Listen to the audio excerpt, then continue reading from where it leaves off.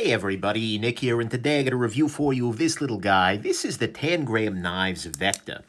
So first off, I actually want to thank Kizer Knives for sending this along. Tangram is a division of Kizer, and they sent this guy to me for free as a review sample. And so I want to thank you very much, thank them very much for that. One thing to keep in mind, as always, I told them I'd talk about the good, the great, the bad, the ugly. Might be a gem, might be junk. We have to assume that this might be a little better quality controlled than normal, but I tried not to let that influence my review. But, you know, as always, you got your full disclosure here. It's a thing. Next thing, size comparison here. This is actually not a really large knife, and I appreciate that. I mean, that's kind of my shtick anyways. But here we go against Spyderco Delica. So you can see blade length-wise, we're in very similar territory. This has a little bit of length on the, in terms of cutting edge on the Delica, but they're about matched in terms of overall size. Here we have the Ontario Rat number 2, D2 Steel, Rat number 1, D2 Steel. Alas, not D2 Steel in the middle here, but you can see size-wise, again, you're in Rat 1 territory, Rat 2 territory, that is. And then another little note, Tangram is Kizer's budget brand. This is kind of a new thing for them. They are working with designers, both they've worked with in the past. So this is by Ning, who actually did the Uprising and a bunch of other Kizer knives. But it's designed to be very, very budget-friendly. It's sold mostly, I think, actually entirely through Amazon.com. So there you go. And it's an interesting little project. So anyways, let's go ahead and jump into the good, the great, the bad, and the ugly of this very interesting little knife here. So first off, on the good side, I like the size. Obviously, I'm going to like the size. I like smaller knives, hashtag bias, but it's a thing. This is a nice size because, as you can see here, let's actually pull up my little, this guy here. If we take a look, we're running right around, sorry, gotta go to inches there, 2.8 inches or so. Look, that's a size that is very legal in a lot of places. There aren't that many people who are going to complain about 2.8 inches, so it's a nice little size, and frankly, in the pocket, it works out nicely. I mean, in terms of portability, you're not much bigger. Actually, you're right around maybe a little smaller than your Delica. A couple of lumps on the Delica stick out. So you know what? Size-wise, it's nice. A little thicker than Delica, but not by a big margin. It's also not all that heavy. This is a set of aluminum scales on there. It's 3.3 ounces. It's not like super lightweight. It's above the ounce and inch line, but it is absolutely a nice little weight there, so it carries well. Speaking of the carrying well, the clip on this guy, although I'm not a big fan of it aesthetically speaking, it works well.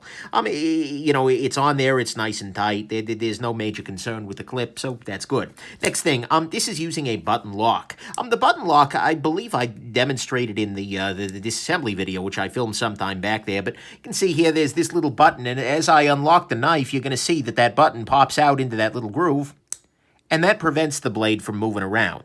Button locks are a nice idea. They're not as crazy, oh my god, hang weights off it, durable as some locks out there in the world, but you know what, they don't need to be. And so I like very much that they're willing to use a button lock, especially on an inexpensive knife like this. That's a beautiful thing. You know what? It's got a lot of compelling for it, so no complaints there. Next thing, the blade on this guy, I kind of like at some level. It's not all that thick in terms of blade thickness, stock thickness. You can see here it's coming in maybe just a little bit, actually about the same size as the Delica thickness-wise, but it's got a reasonably tall grind, especially out here, which is nice. You do actually get a sharpening choil, which is a beautiful thing. You get yourself a nice swedge on the front of it, which I like. You get a workable steel, the 440 Akuto. You know, the blade on this is nice, and, you know, yeah, it's got a little bit of recurve to it, but that gives it a bit of attitude. Would I prefer just a straighter drop point? Yeah, probably, but you know what? Okay, why not? So the blade on this guy on the whole is actually pretty nice, and it does pretty good work. It's reasonably thin behind the edge, etc. So that's good. Next thing, the detent on this guy is really well dialed in. I mean, you can see here, it's kind of a joy to flip. You can pop it closed, generally speaking, just with the wrist, pressing down the button lock, and then it just fires open like any other knife that you got out there. So I appreciate that. That's nice. Next thing, ergonomically speaking, it's actually pretty solid. There's maybe a little bit of a hot spot off the clip tip here, but for the most part, you know what? This feels pretty good in the hand. And I like it, and I have basically a 3-finger grip on this guy. You get a little bit of love on the back here, a little love on the back side. Oy, oy, oy. You get a little love on the back side there from the pinky finger, and then, but mostly, you know, it's pretty good, and it's solid in that way. And then finally, the price on this guy is not bad at all. You're looking at $45 here.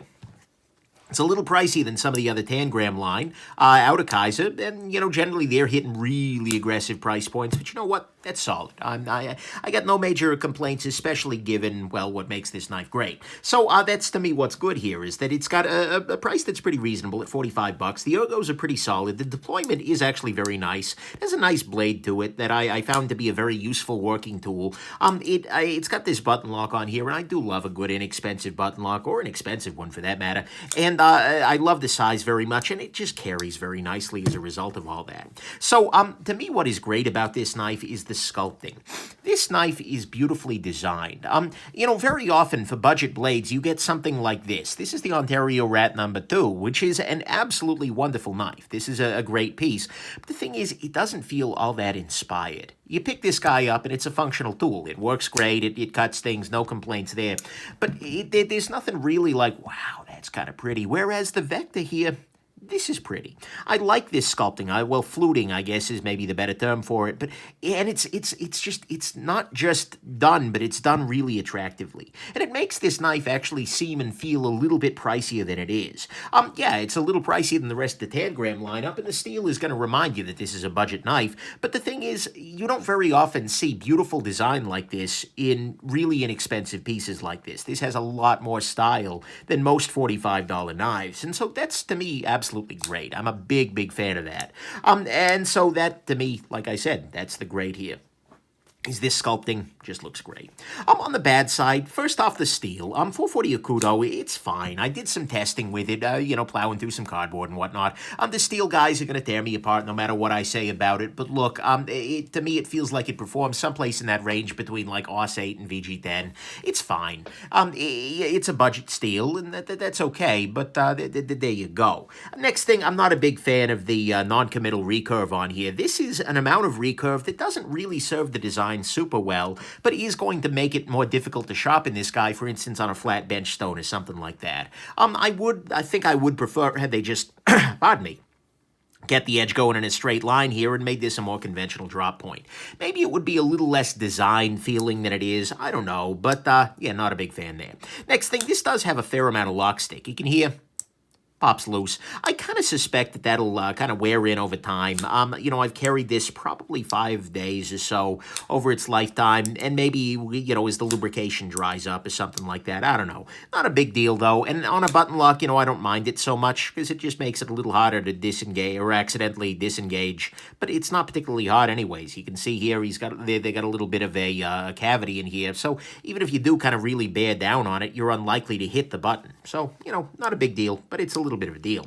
Next thing, the action on this guy, it deploys well. The closing is a little less beautiful. It feels honestly a little Teflon-ish. It's working in better. As I've used it more and more since the disassembly, it's feeling better and better, but it's not like an oh my god incredible action.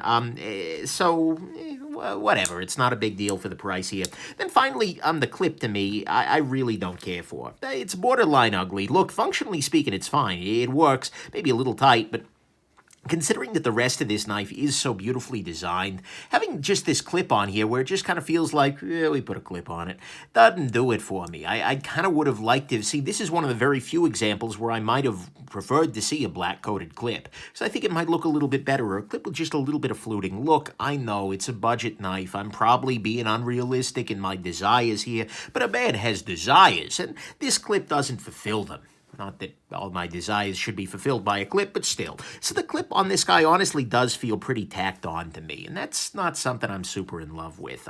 But that to me is what's bad here, is that the clip doesn't really match the rest of the design. The action on this guy on the close isn't so incredible, although I'm hoping it'll wear in. There is some lock stick here, although, okay, whatever, not a big deal. The non-committal recurve bugs me, might not bug everybody, and the steel on it is a budget steel, 100%, although it's fine. Ugly-wise, honestly, there's nothing so ugly here. I think this is a nice little piece. And yeah, so let's go to your final conclusion, which is, well, this is a nice little piece. Look, it's got a lot going for it. It's got a very nice lock, a good blade, a great size, and just a beautiful design. I really do love this fluting. I mean, that's completely and totally, if you are a function-forward person, then you buy the Rat 2 and D2 steel, and you're done with it. Because you'll end up with a slightly better knife in a couple of ways here. But the simple fact, though, is that, this is not going to be the best choice for, a higher-end knife collector. If the rest of your collection are super, crazy high-end pieces, this is not what you're going for. The steel won't satisfy, the action's not off the charts, and although it's pretty, it'll feel more like a budget knife to you than anything. But that said, for 45 bucks, you know what? I think this is really nice. Because it has the steel is usable, 100%. It has a very nice practical shape. This is a blade that I could carry and use and probably be happy with. In an alternate universe where I wasn't so damn picky, this is a knife I could carry and like. And then on top of it, it does have a really nice design. And I have to give extra credit for that, because this is a knife that is not only functional, but it looks pretty damn good. And very, very often, in that budget kind of category, you find yourself trading those two. You either get a knife that looks really nice, but doesn't really work so well, or you get a knife that's really functional, but attractive, no, maybe not so much. Sorry, Rat. This is a nice blend of the two. And, yeah, it's a little pricey than the rest of the Tangrams, but I like it very, very much it that way. And so if you are a sort of a budget-minded collector, you like to keep your collection, relatively inexpensive, you lose knives all the time, this is actually a really cool little piece. I think that the design is great. I think it's a nice way to get a little bit of really nice design into a much smaller, much smaller price tag, I suppose. And if you're looking for a nice design piece at a nice budget price, you know what? I think this Vector might be pointed in your direction. No. Anyways, hope this has been interesting to you. Well done, Tangram, and well done, Kim Ning. Kim Ning, that is. I really do respect what they're doing here, and I hope that they continue to do more really inexpensive pieces that are really pushing the form without compromising the function, because that's pretty impressive. Hope this has been interesting to you, and have yourselves just an absolutely wonderful rest of your day. Bye now.